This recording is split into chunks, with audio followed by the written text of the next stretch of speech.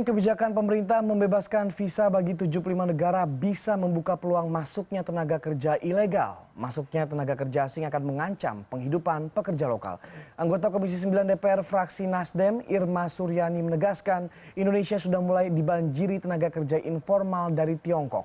Menurut Irma, para investor asing yang menanam modal di Indonesia jangan serta mewajibkan prasyarat membawa tenaga kerja untuk bekerja di Indonesia.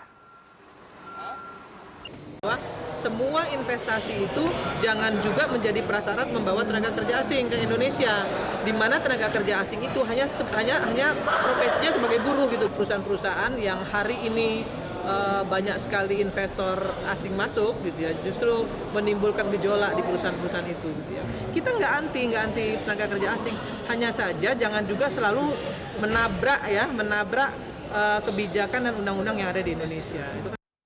Serbuan pekerja asing di tengah masih tingginya angka pengangguran jelas menjadi ironi bagi negeri kita. Terlebih tenaga asing tersebut tidak hanya menempati posisi tenaga ahli, namun juga merambah sektor-sektor yang seharusnya bisa menyerap tenaga lokal.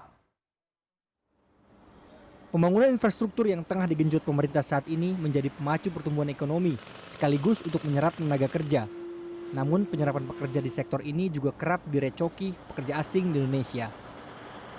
Pada April lalu, 5 pekerja asal Tiongkok tertangkap tengah melakukan pengeboran ilegal dalam proyek pembangunan kereta cepat Jakarta-Bandung. Kekhawatiran akan serbuan pekerja asing khususnya asal Tiongkok sebenarnya sudah mengemuka ketika pemerintah berencana bekerja sama dengan Tiongkok dalam proyek pembangunan kereta cepat tersebut. Belum lagi terungkapnya sejumlah pekerja ilegal di beberapa daerah di tanah air yang tidak hanya menempati sektor tenaga ahli, namun juga sektor yang seharusnya bisa ditempati oleh tenaga kerja lokal. Serbuan tenaga asing jelas menjadi ironi bagi masyarakat kita di tengah masih tingginya angka pengangguran. DPR sudah membentuk panitia kerja tenaga kerja asing untuk menelusuri temuan dan laporan dari masyarakat. Sementara pemerintah diminta tetap membuka lebar lapangan pekerjaan bagi warga Indonesia. Komisi 9 sekarang ini kan ada panja itu terkait dengan tenaga kerja asing.